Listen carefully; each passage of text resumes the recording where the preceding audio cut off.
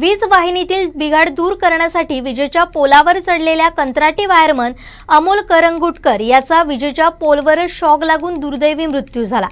या घटनेनंतर ग्रामस्थांनी आक्रमक पवित्रा घेतला तर नुकसानीपोटी 20,000 रुपये देणार असल्याचं सांगताच महावितरण अधिकाऱ्यांना ग्रामस्थांनी धारेवर धरलाय।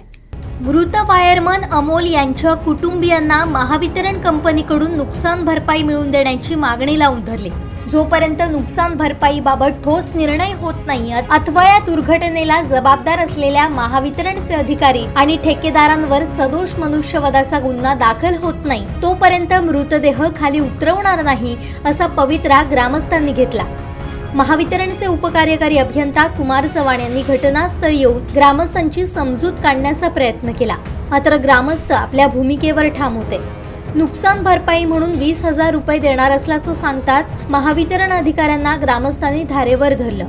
अखेर जवळपास 6.5 तासांनंतर हा मृतदेह पोलावरून खाली उतरवण्यास ग्रामस्थांनी अनुकूलता दर्शवली।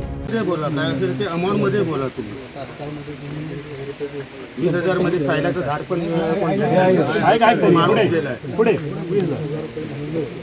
ठीक आहे। त्याच्या व्यतिरिक्त अन्य काय मिळत असेल किंवा कसं करता येईल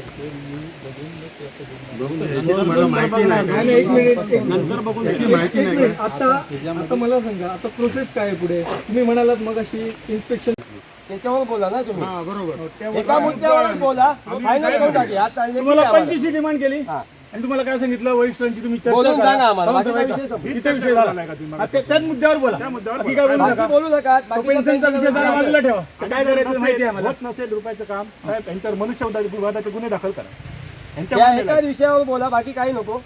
आम्ही 25 लाख सांगितले, तुम्ही किती देणार ते सांगा, विषय संपून त्याला बोलवा ना। एक मिनिट मग बोलूया ना, आपण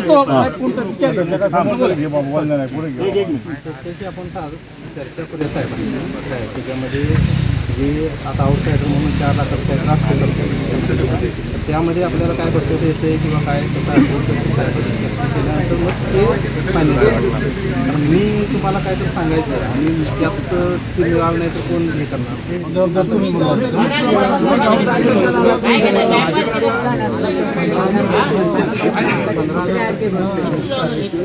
तुम्ही जबाबदारी तुम्ही घेऊ नका 15,000 आम्ही येतो, जबाबदारी करतो। पुढचं तुमचा बोला नाही, मंडन सेटलमेंटचं काय बोला। मी 15 वर्ष थांबवतोय मुलांना, बरोबर आहे। पडलो तर आता कुठे गेलेलो, जो वेगुरेला पडला तर हॉस्पिटलमध्ये मी होतो, तर डोळा गेला आणि हा हे तोडलाय। तुम्ही नियमान सांगितलं ना, पडायची गरज होती काय? नाही, मला सांगण्याचा उद्देश एवढा, मी मध्ये वाढत नाही विषय। ही चूक तुमची आहे, ही चूक तुम्ही येताना पूर्ण करून यायला पाहिजे होती। कारण 6 प्रकरणं झाली का नाही झाली? म्हणजे तुम्हाला काळजी आहे की नाही एवढंच मला सांगा। एसीने केली पाहिजे होती, एक्झिक्युटिव्हने काळजी केली पाहिजे होती।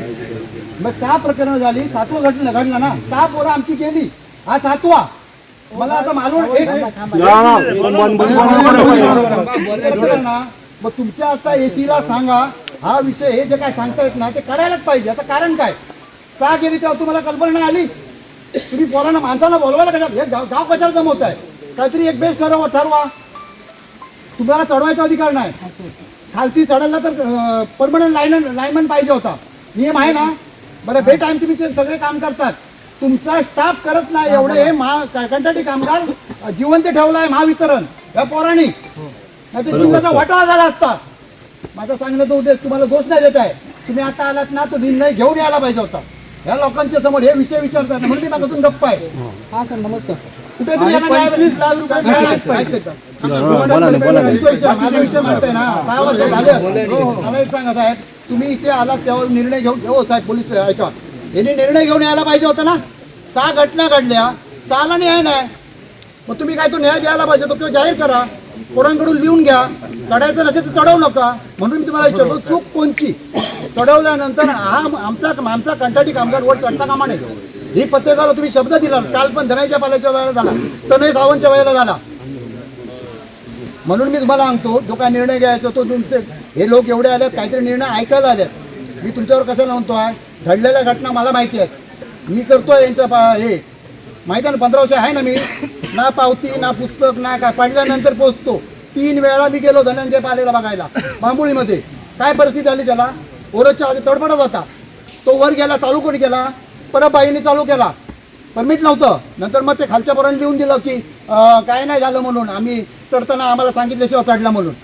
तो रिपोर्ट तयार, मी हे म्हणत नाही, पण हे उद्या घडणार, हे काम, हे लोक येणार, म्हणून मी सांगतो कुठेतरी निर्णय घ्या, तुमच्या वरिष्ठांना कळवा आणि या लोकांना न्याय द्या. या दुर्घटनेमुळे परिसरात हळहळ व्यक्त केली जाते. अमोल नुकताच वायरमन म्हणून नोकरीला लागला होता. त्याच्या घरची परिस्थिती बेताचीच. रविवारी दुपारी गावातील वीज पुरवठा सुरळीत करण्यासाठी तो विजेच्या पोलावर चढला.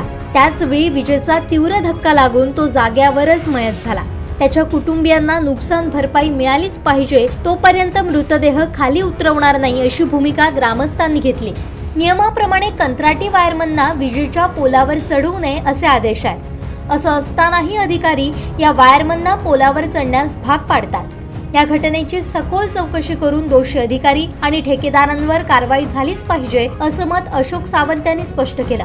जिल्ह्यात विजेचा शॉक लागून कंत्राटी वायरमन दगावण्याची ही 7वी घटना आहे. त्यामुळे महावितरण आणखीन किती बळी घेणार? हजार आणि लाख रुपयात माणसाची केलेली किंमत त्याच्या पश्चात कुटुंबाला किती दिवस पुरणार? की कंत्राटी कामगारांचा जीवही कंत्राटी असल्याची धारणा शासनानं केली आहे का, असे सवाल उपस्थित होत आहे.